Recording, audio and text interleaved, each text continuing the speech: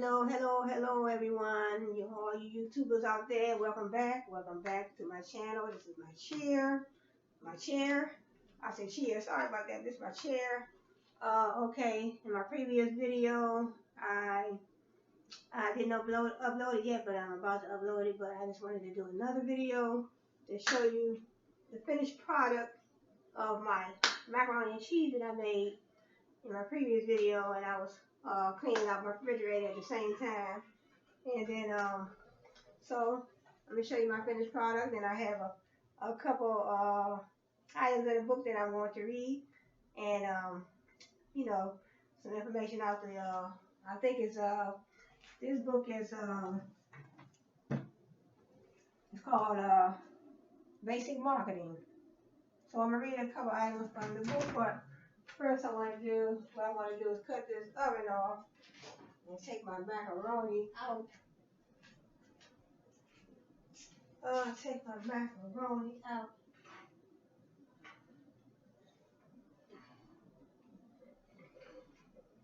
It's too hot. Let me see if I got something I can use.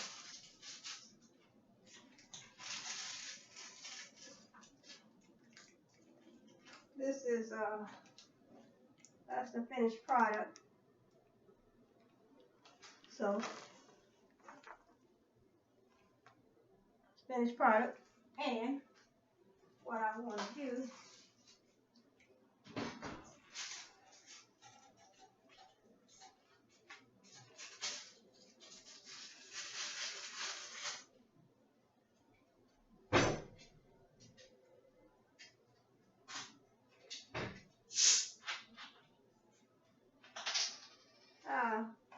see a little bit of Sprite.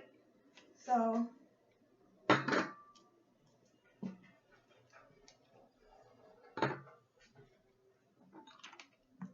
pour a little bit of Sprite.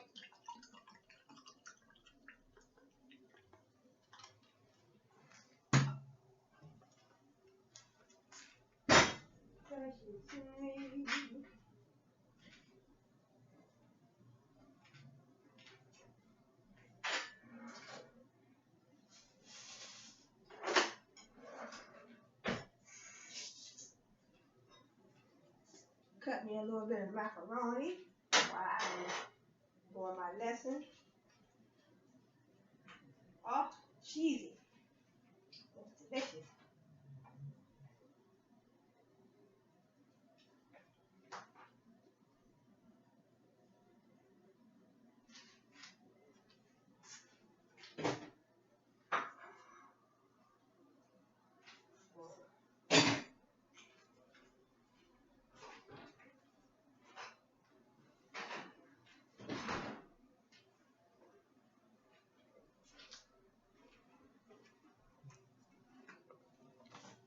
This is the finished product. Cheesy too. Also, I got my my Sprite. Cheers. And so let's see.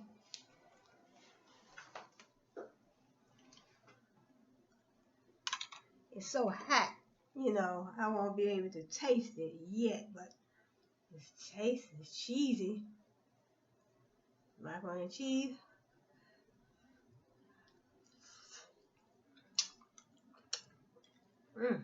Good. Delicious. Hot.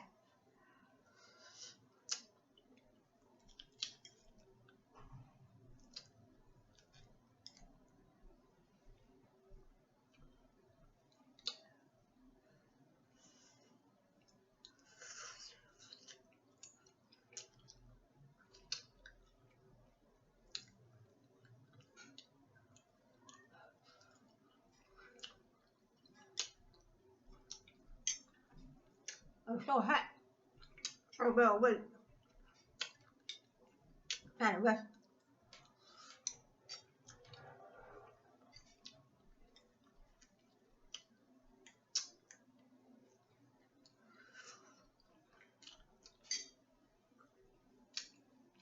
Let it cool a little bit. And okay, let's see.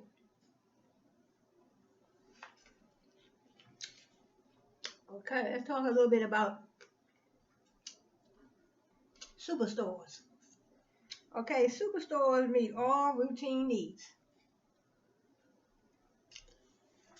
And it says some supermarkets and mass merchandisers have moved toward becoming very large stores that try to carry not only foods but all goods and services that the consumer purchases routinely. Such a store may look like a mass merchandiser, but it's different in concept. A superstore is trying to meet all the customer's routine needs at a low price. I think Walmart has a superstore, and it says superstores carry about 50,000 items. Imagine 50,000.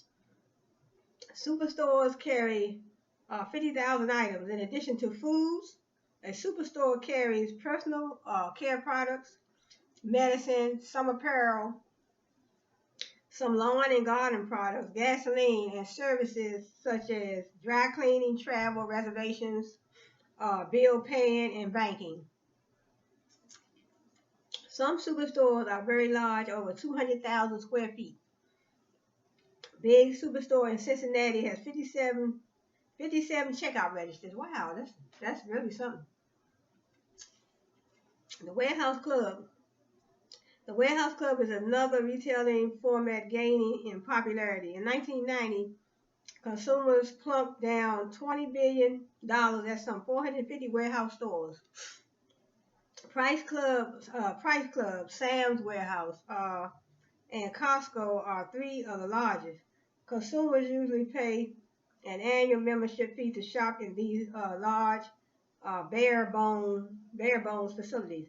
They are like the super warehouse stores for food, but among the 3,500 items per store, they also carry appliances, yard tools, tires, and other items that many consumers see as homogeneous.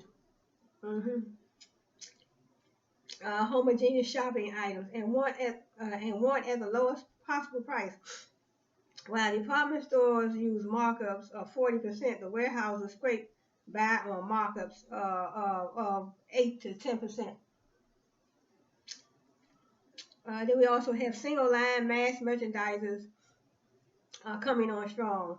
Since 1980, some retailers focusing on single product lines have adopted the mass merchandisers approach with great success. Toys R Us pioneered this trend. Some Toys R Us stores closed. This book right here might be a little outdated. This is the 11th edition. It says Toys R Us, Hackinger's, Payless Drugstore, B. Dalton Books, IKEA, Circuit City already went out of business, and Sports Unlimited also attract large numbers of customers with their convenient assortment and low prices in a specific product category. And then we have our convenience food stores. Convenience food stores are convenience-oriented variation of the conventional limited line food stores. Instead of expanding their assortment, however, convenience stores limit their stocks to pick up or fill in items like bread, milk, ice cream, and beer. Let me see if this macaroni looks so good. Let me see if it cooled off yet. Oh, it came out nice.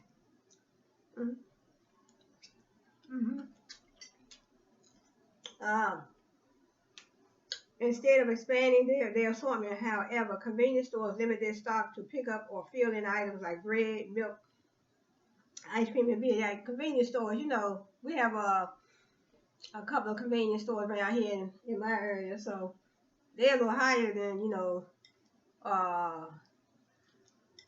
go to Giant, you go to Safeway. They are a little higher, but sometimes they're convenient because They like on the corner, and you don't have to worry about going too far. They're right there on the corner. You can go and park, and if you find a space, um, you can park and you can go in there and get what you want, and it's very convenient. But you can pay about $1 more for each item than you would at the your local Giant or your local Safeway or Shoppers. And I think Shoppers Foods, I think Shoppers going out of business too. So, these Sprite's real good. So that's the convenience stores. Let me see. Convenience stores. Then you also stores such as 7-Eleven, Magic Marker, and Stop and Go fill consumers' needs between major shopping trips to a supermarket. In other words, they fill your needs between between times that you usually go do your regular shopping. Sometimes you might not feel like going to those big departments, those big supermarkets. But now like when you go to Walmart and Target and Kmart, all three of those name brand retail giants, they sell food. So you go in those type of stores and you can get everything you need. You go in there and get everything you need. You don't have to worry about going to 2 or 3 different stores. And you go in there and you get if you want clothes, you want whatever you want, coats, socks, pants, jeans, t-shirts.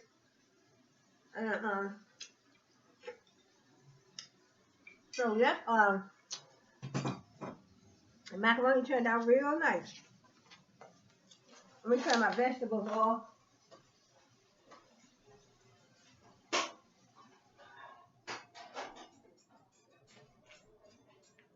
So, that is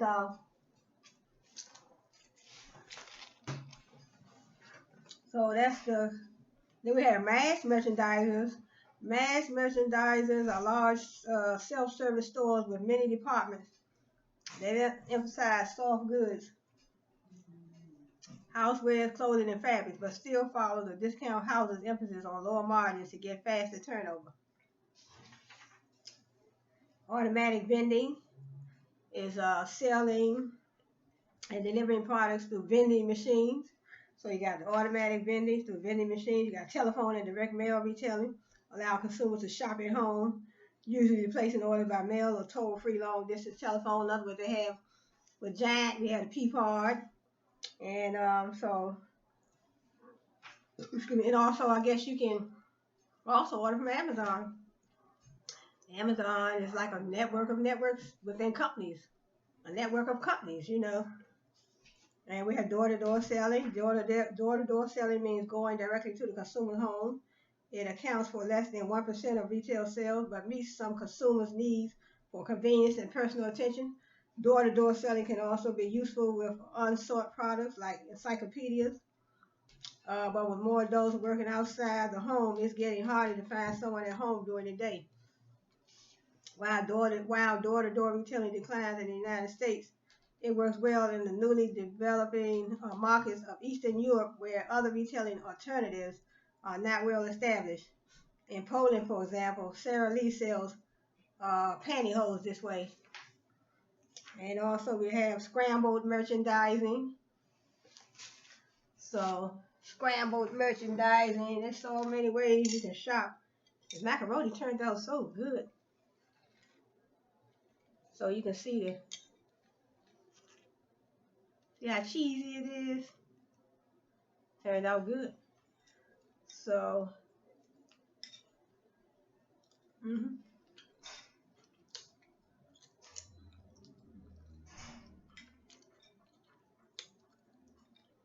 I hadn't made any macaroni in a while, but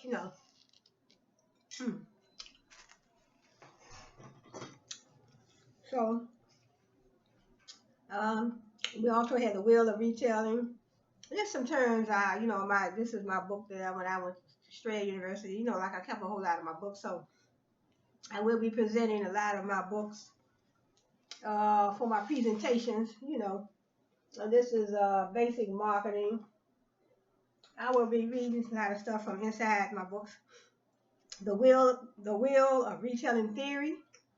It says that new types of retailers enter the market as low status, low margin, low price operators, and then, if successful, evolve into more conventional retailers offering more services with higher operating costs and higher prices. Then they are threatened by new low status, low margin, low price retailers, and the wheel turns again.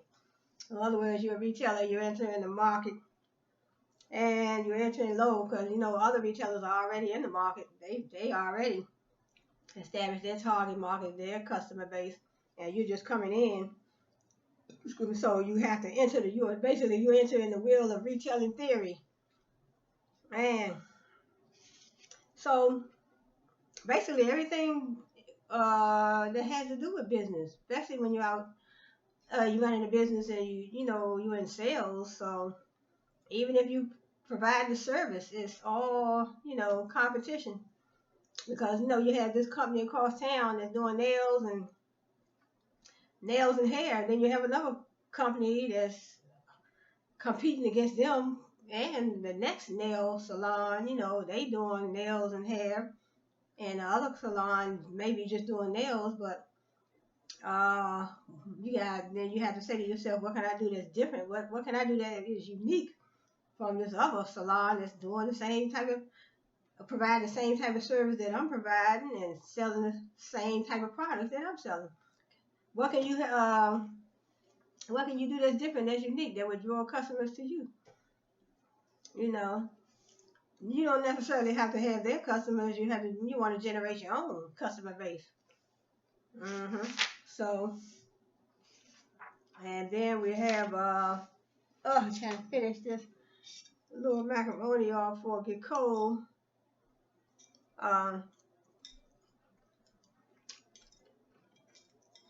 It's good though, and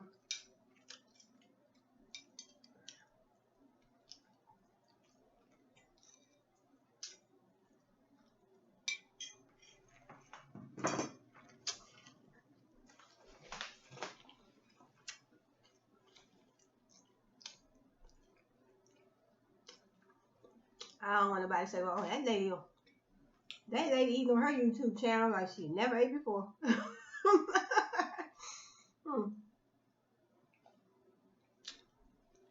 That lady eating on her YouTube channel like she never ate before. Oh, that was so good. Okay, we have a term I never even heard of. A corporate chain store. A corporate chain store is one of several stores owned and managed by the same firm. A corporate chain store. Most chains have at least some central buying for different stores. This allows them to take advantage of quantity discounts or opportunities for vertical integration, including developing their own efficient distribution centers. A corporate chain store. One of several stores owned and managed by the same firm. And then we have cooperative chains. They are retailer-sponsored groups formed by independent retailers that run their own buying organizations and conduct joint promotion efforts. And then we have voluntary chains. Voluntary chains are wholesaler-sponsored groups that work with independent retailers. Some are linked by contracts stating common operating procedures and requiring the use of common storefront designs. Common front store designs, store names, and joint promotion of efforts. Examples include IGA and Super Value in groceries, and Ace in hardware. So it's a voluntary chain. They're wholesaler-sponsored groups that work with independent retailers. So in other words, Ace in hardware, they have their commercial. So in other words, they're a voluntary chain. They're wholesaler-sponsored groups that work with independent retailers. Some are linked by contracts stating common operating procedures and requiring the use of common storefront designs, store names, joint promotion efforts. Okay, then we have a franchise operation. The franchisor develops a good marketing strategy, and a retail franchise holder carry out the strategy in their own units. The franchisor acts like a voluntary chain operator or producer. Each franchise holder benefits from the experience, buying power, and image of the larger company. In return, the franchise holder usually signs a contract to pay fees and commission and to strictly follow franchise rules designed to continue the successful strategy. We have a planned shopping center. We have a neighborhood shopping center. We have community shopping centers, regional shopping centers. You have a lot of, this book is a whole lot. It said mass merchandising requires mass markets. Some countries block change. Whole distribution systems are involved. And what does the future look like? Retailing changed rapidly in the last 30 years, and the changes seem to be continuing. Scrambled merchandising may become even more scrambled. Some people predict even larger stores. Others predict smaller ones. Okay, that's the end of that chapter. And what is a wholesaler? It's hard to define what a wholesaler is because there are so many different wholesalers doing different jobs. Some of their activities may even seem like manufacturing. As a result, some wholesalers call themselves manufacturer and dealer. Some like to identify themselves with such general terms as merchant, jobber, dealer, or distributor. And others just take the same commonly used in their trades without really thinking about what it means. Wholesaling, wholesalers are firms whose main function is providing wholesaling activities. So in other words, wholesalers, the prices usually prices are usually lower. So in other words, you buy wholesale and then you buy it at a low price and you sell it at a retail price, which would be a higher price.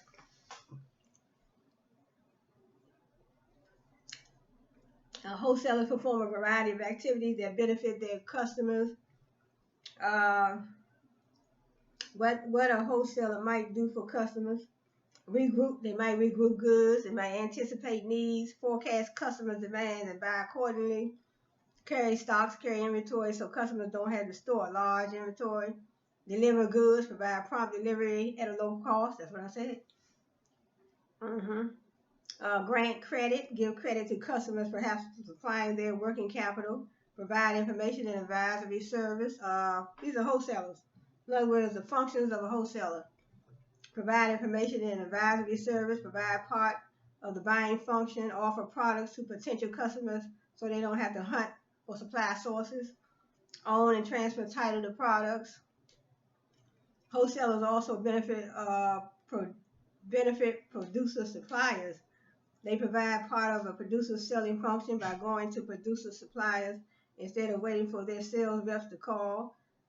Store inventory. They store inventory, reduce the producer's need to carry large stocks, thus cutting the producer's warehousing expenses. Supply capital. Reduce a producer's need for working capital by buying the producer's output and carrying it in inventory until it's sold. Just some items, out my marketing book. And let me see. Types of wholesalers. So we have merchant wholesalers are the most numerous. Merchant wholesalers own the products they sell. For example, a wholesale lumber yard that buys plywood from the producer is a merchant wholesaler. It actually takes title to the plywood for some period of time before selling it to customers. We got service wholesalers. Service wholesalers provide all the wholesaling functions. We have general merchandise wholesalers. They are service wholesalers who carry a wide variety of non-perishable items such as hardware, electrical supplies, plumbing supplies, furniture, drugs, cosmetics, and automobile equipment. Single line wholesalers. They are service wholesalers who carry a narrower line of merchandise than general merchandise wholesalers. For example, they might carry only food, wearing apparel, or certain types of industrial tools or supplies. In consumer products, they serve the single and limited line stores. In business products, they cover wider geographic area and offer more specialized service. We have specialty wholesalers. Look, got a whole lot of them. Look, service wholesalers, merchandise wholesalers, single line or general line wholesalers. We have specialty wholesalers. They are service wholesalers who carry a very narrow range of products and offer more information and service than other service wholesalers. A consumer products specialty wholesaler might carry only health food or oriental foods instead of a full line of groceries, or a specialty wholesaler might carry only automotive items and sell exclusively to mass merchandisers. So specialty wholesalers may just sell automotive items. In other words, they just probably specialize in a certain type of item. And then we have limited function wholesalers, provide only some wholesaling functions. We have cash and carry wholesalers, operate like service wholesalers, except that the customer must pay cash. So cash and carry wholesalers, in other words, you must pay cash. It's a whole lot of them. Oh, we have drop shippers, truck wholesalers, mail order wholesalers, producers. Then we have producers cooperatives, operate almost as full service wholesalers, with the profits going to the cooperative's customer members. Then we have export and import brokers, operate like other brokers, but they specialize in bringing together buyers and sellers from different countries. Export and import brokers, they're bringing together buyers and sellers from different countries, so that's a good thing, I guess. It's a whole lot of terms, so. And then we have, let's see, that's the end of this chapter. We have promotion, communicating information between seller and potential buyer.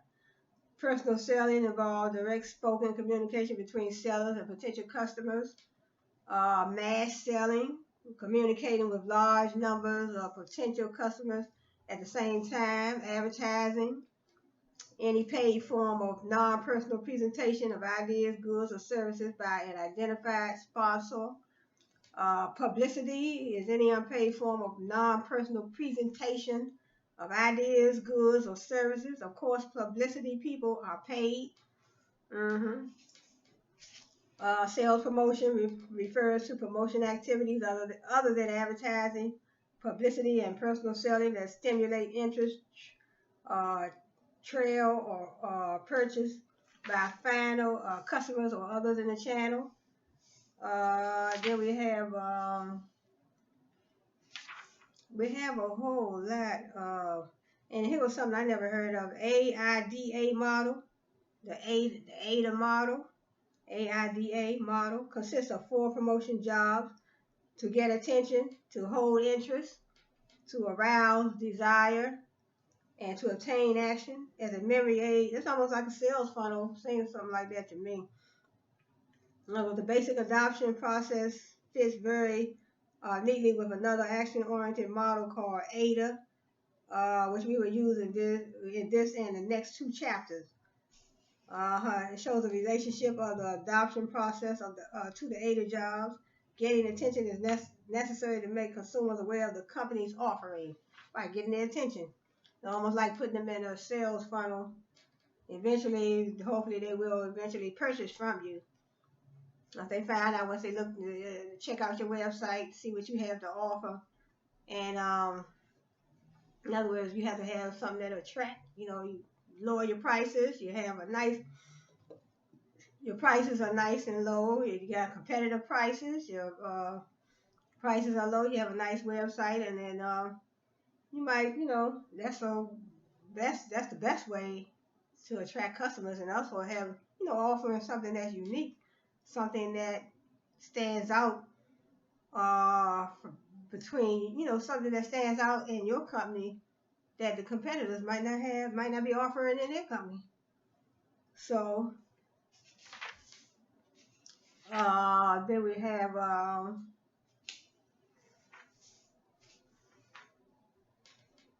someone must plan and manage the promotion blend. We have sales managers, advertising managers, sales promotion managers.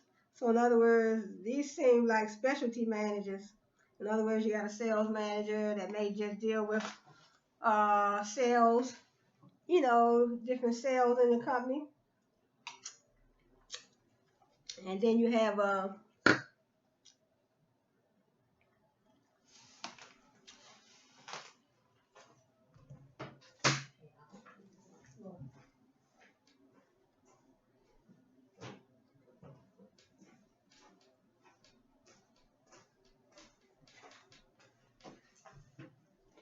okay. Oh, the macaroni I made was so good. Sales managers, advertising managers. We have public relations, communication with non-customers, including labor, public interest groups, stockholders, and the government. Sales promotion managers. Firms use sales promotion aimed at final consumers or users to increase demand or speed up the time of the purchase. So in other words, you have a company and you're offering a sales promotion, so sales promotion will speed up the time between your customers actually seeing the product and actually purchasing the product.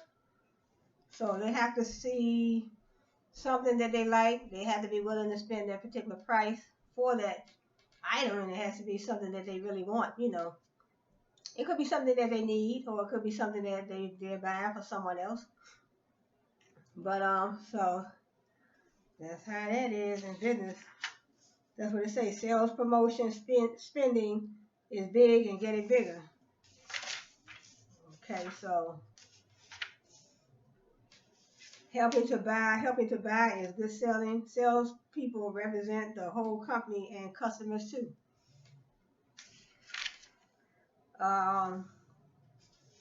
Basic sales tasks are order getting, order taking, and supporting for convenience. Will describe salespeople by these terms, or will describe salespeople by these terms, referring to their primary task. Although one person may do all three tasks in some situations, as the names imply, order getters and order takers obtain orders for their company. Every marketing mix must have someone or some way to obtain orders.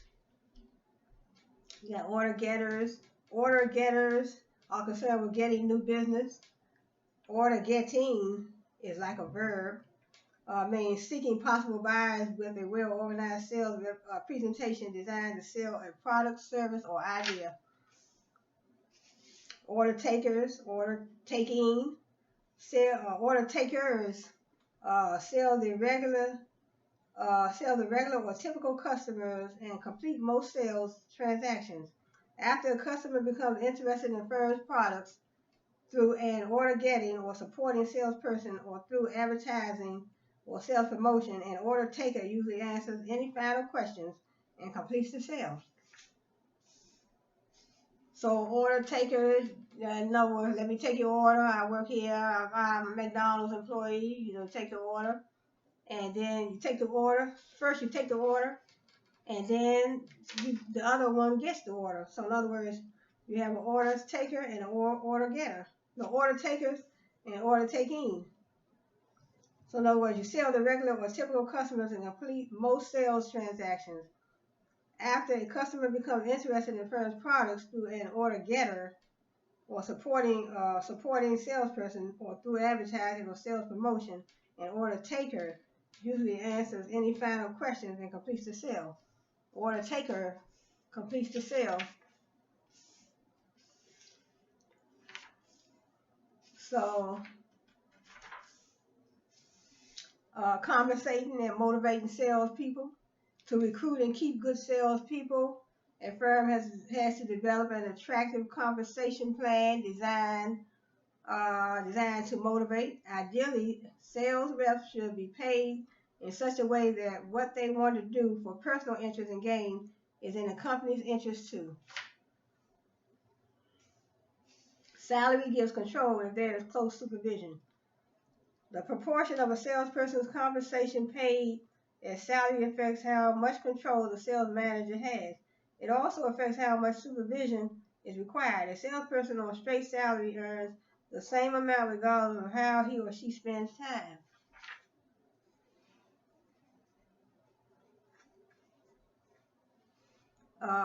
Prospecting involves following all the leads in the target market to identify potential customers. So this book has a lot of terms. That's the end of this chapter. Let's see what we have in the next chapter. The importance of advertising. So when you're running a business, you want to market, advertise, and promote. So how you want to promote your business? How you want to advertise? You want to advertise on social media? You want door to door? It's not too much door to door nowadays. So much be happening. Email marketing. There's so much happening now. Nobody doing. I remember when Avon used to be a door-to-door sales type of business, and I remember when back in the day where they used to come to your house to try to get you to buy those encyclopedias. And I know my mom and dad. I think my dad bought a set. It was a long time ago though. Shoot. As an economy grows, advertising becomes more important because more consumers have income and advertising can get results. But good advertising results cost money. And spending on advertising has grown rapidly. In 1946, U.S. advertising spending was slightly more than $3 billion. By 1982, it was $66 billion, and by 1992, it was $133 billion. So it does cost the advertiser. Now, see, this book is a little outdated, but it still has the basics. But now, I don't believe when this book probably was written, because in this book I haven't seen any mention of social media, because they said strategy planning for advertising. In other words, they're telling you that advertising. I guess companies, but on social media. Tell you the truth, I really haven't seen a whole lot of these big retail giants really basically advertising on social media. I haven't seen any Kmart, Walmart, Target, Safeway, Giant. Actually, when I'm on Facebook, I haven't seen none of these. Basically, they don't advertise. I haven't seen none of their ads on. But you can put an ad on Facebook. And but I haven't seen, Safeway, Giant, Shoppers Food. You know what? I haven't seen any of them on, any social media platforms. Come to think of it, so the book's saying that it said most advertisers aren't really spending that much, but they say they're not spending that much because I guess a lot of times they just, basically maybe advertise on one particular, they may advertise in one particular way. They might not use a whole lot of different, marketing channels, So, but nowadays, actually, come to think of it, I haven't really seen, Target, Walmart, Kmart, I haven't seen any of them on any of those social media platforms like YouTube. I haven't seen none of them on Facebook, YouTube, Twitter, none of them. But most of the time you see them on TV. They may have like a commercial. Sometimes you may see. But I go. They have their own website, so that's like internet. But you do see them on commercials. So I know Target does have a TV commercial. I haven't seen Kmart. Basically, I haven't seen Kmart in no TV commercial, advertising commercial recently. But I know they had one. But I know Target has some commercials. I saw a few of their commercials. That was Target, Walmart. Come to think of it, I haven't seen. I mean, every now and then they may come in with a commercial, but come to think of it, they don't even have that many TV commercials for advertising purposes. I mean, I guess they probably figure people probably go to their website, so we all know about them. So most of the time when here go another term, comparative advertising, means making specific brand comparisons using actual product names.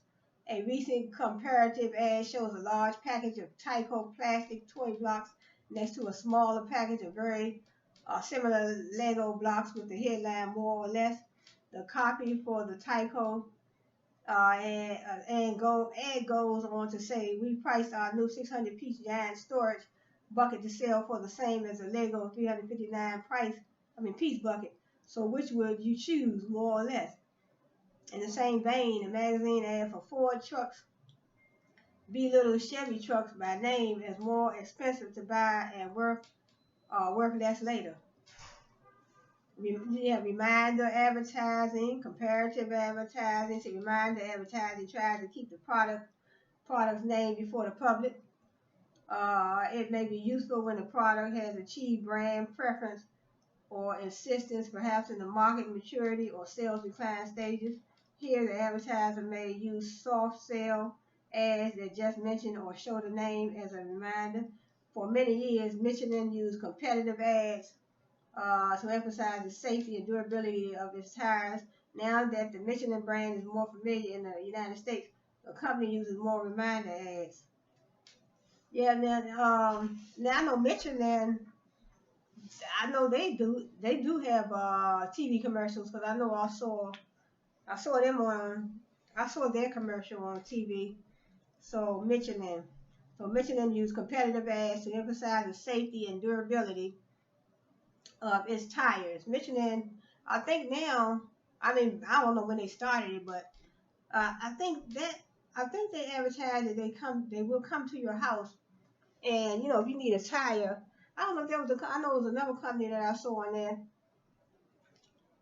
If you need some tires, they'll come to your house and put tires on your car right there. You don't have to go nowhere. I think that was Michelin. So now that would be a good that would be a good unique service. In other words, are your other competitors? Are your other competitors coming to the customer's home to put tires on their car? So so now if Michelin does that, that would be a good unique service because that would definitely help you win over your customers. That would definitely score points. Because sometimes, it might be snowing outside or you might not feel like going nowhere and you're tired. You might need a couple tires on your car, you might need one. So, and I know it's another company that will come to your house and put windshield. If your windshield is broken, they'll come to your house and they'll put your windshield in. I forget the name of their company, but they'll put your windshield in right at your home. You won't have to travel nowhere because in other words, if your windshield is broke, you shouldn't be traveling nowhere. If your windshield is cracked. But so those are good unique services right there. So those are the type of things that I talk about in my videos. That if you're running a business, you might have your target market, you might have your niche, you might have your brand, you might have your company name, your storefront, you might have everything you need, your business licenses, your inventory, but don't leave out that unique product or service, that will make you stand out from your other competitors. So you can have everything you need, but do you have everything you need? Do you have everything? You may have everything you need to run your business and operate legally, and you have your inventory, you have your licenses, you have everything you need. You have your, you're building your brand, but do you have exactly what the customer needs to keep the customer coming back? Like I mentioned in my previous video, I went to, now I found the name of that sandwich shop that I was talking about. It's called Auburn Pain. And they downtown here in Washington, D.C., and they have several locations around town. So that's I was in there that day. That made me feel so good when I heard her say what she said, and I was so proud of her, and I was so proud of the gentleman that was in line in front of me. He said, "Oh, you wrap." He was so happy. He said, "Oh, you wrapped the sandwich so good. You wrapped my sandwich so good." She was like, "You know why I do that? I do that so you can come on back." Because he said, "I want you to come back." And I said, that is the type of thing that I love to see when I'm traveling. I don't like to see a whole lot of arguing, and you go into a business sometime and people get upset because you got their order wrong. And I see a lot of that here in Washington D.C. You get in line, somebody say, "Well, you got my order wrong," or "You ain't put my French fries in there," or "I told you I wanted a hamburger, you gave me a cheeseburger." And then people get upset, and then things. We have a lot on our mind. We all have a lot on our minds these days. There's just so much happening. We all have things happening in our families, but sometimes you have to try to. I would say, I mean, I guess we all get mad about things, but sometimes we have to. It would be good if we all could, kind of kind of let things slide sometimes and just try to handle things a different way. Sometimes we have, I know I get upset myself sometimes too. And I know one time I think I ordered something from McDonald's, because I know we have, here in DC, I guess it's all over the world, we have the Uber Eats. So I did order something from Uber Eats one time. And what happened was the gentleman, or one, I guess it was a gentleman or whoever it was, but I was so upset that day. I ordered my food, and what they told me was they couldn't find my house. They couldn't find my house, so when I called, I think I checked through the app. You can check through the app if your order is late or whatever. You go to the app, and you're gonna you pick out the question.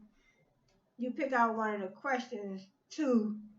That way to get back to the company, whatever problem you had.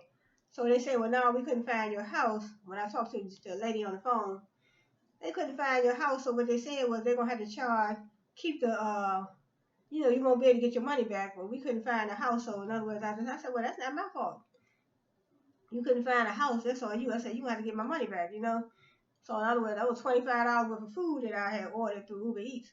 But they was, when I told the lady situation, I was like, "Well, that wasn't my problem. You couldn't find my house, so you can't take my money just because you can't find my house." Shoot, really? I said, "You can't take my money because you can't find my house." I said, "Uh-uh." So what they did, she said, "Well, we'll credit that's $25. We credit your money back to your credit card around about 3 days." I said, "Yeah, 3 days? Really?" I said, but actually, they credited it back. It was in 2 days. She said 3, but it was like 2 days. But I was so upset. See, I could have blew off the handle. Because you telling me you going to keep my money? Because you couldn't find my house? That's not my problem. My address is in the app. When I signed up, when I registered for Uber Eats, I put my address in there and phone number. So they cleared it up. So now I still use them. So, so that's what I'm saying. That is a unique service that Uber Eats offers. Uber, they do the cars. I used to drive for Uber too, right here in Washington, D.C. I drove for Uber for a couple years. I started in 2016, and it was good. I really liked it. They allowed me to purchase a car when I was driving for their company. They allowed me to purchase a car. What they do was back in 2016, they had a deal where you get a car and you didn't have to put nothing but about $500 down, and then you had an option to buy. So I paid the car off, and it's a 2016 Corolla. And I still have it today. And so that was a blessing. So I tried to work with them, but I was upset. I drove for them for a while, but I ended up keeping the car, but I don't drive for them anymore. I kept the car. So I had an option to buy 2016, and I paid it off last year, 2019. So it took me 3 years to pay it off, 16 to 19. I paid it off, and but I'm not driving with Uber anymore. So I signed up with Via. There's another, DC-based rideshare company. So I drive with them on some days, but I don't drive every day. So I drive with them, and I'm still trying to build my YouTube channel, and I have my books that I'm writing, that I'm working on. Finished three of them. Finished 4 of them, actually. So, and then I have my website, so I don't know. I was thinking about shutting that little website down that I have.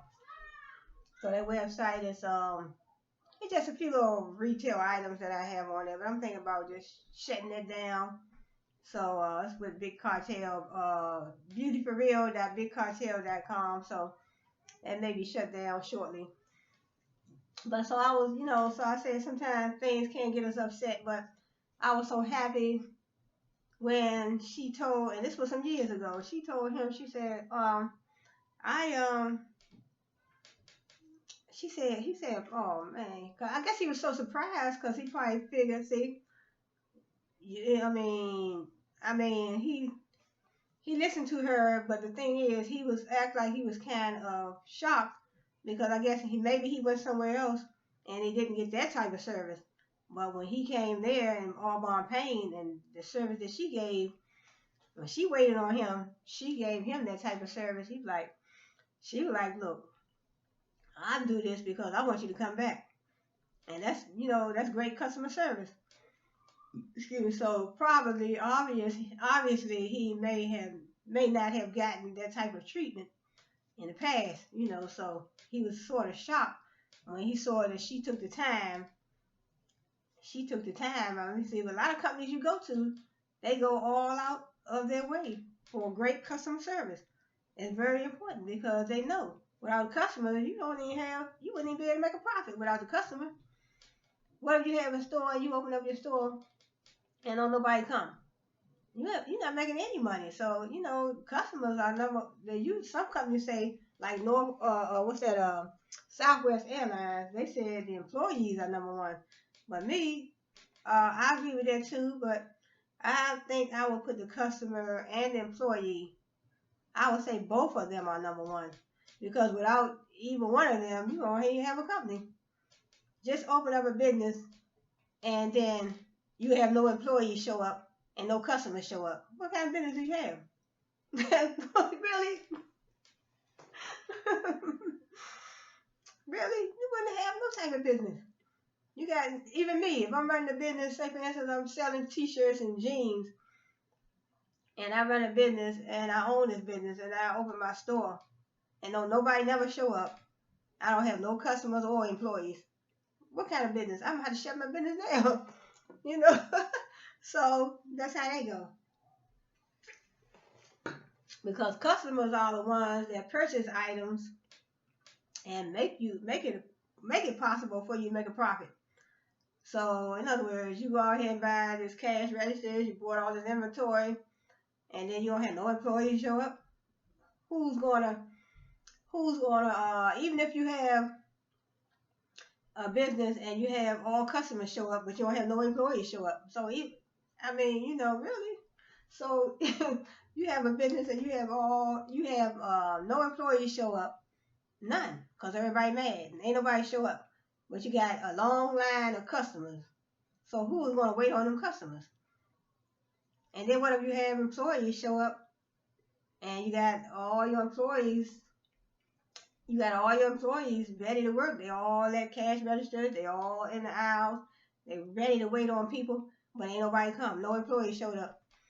But no customers showed up. You got your employees, but no customer showed up. They don't have nobody to wait on. Nobody spending no money because nobody came. So that's why I say, I would say employees and customers are number one. Both should be in that number one category. That's my opinion. Because without them, I mean, what do you have? You don't have nothing. I mean, but it reminds me of the time when um Reagan fired all the air traffic controllers, but I mean, I guess they had to hire, I mean, I guess when he did that, that was a while back, but I guess when he did that, they had to hire new air traffic controllers, but I guess business went down for that day. So I guess a lot of flights were canceled, so that's how that went. So, we have reminder advertising, corporative advertising allowances, price reductions to firms further along in the channel to encourage them to advertise or otherwise promote the firm's products locally. Corporative advertising involves middlemen and producers sharing in the cost of ads. This helps middlemen compete in their local markets. It also helps the producer get more promotion for the advertising dollar because media usually give local advertisers lower rates than national or international firms. In addition, a retailer or wholesaler who is paying a share of the cost is more likely to follow through. Then we have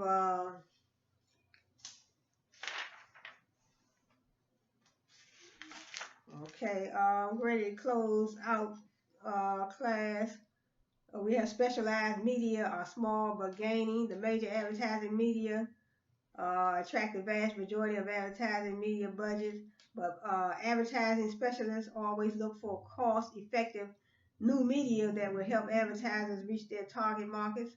For example, one company successfully sells space for signs on bike racks that it places in front of 7-Eleven stores.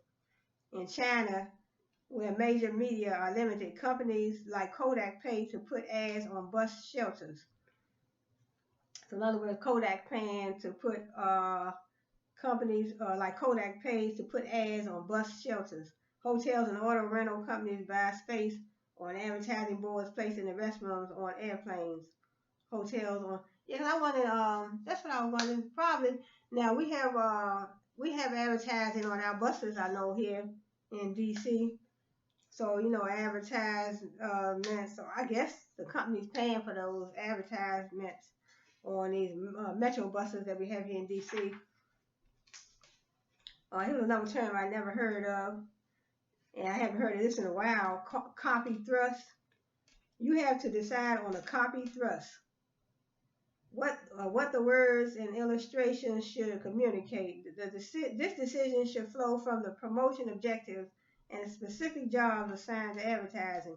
Carrying out the copy thrust is a job of advertising specialists, but the advertising manager and the marketing manager need to understand the process to be sure that the job is done well.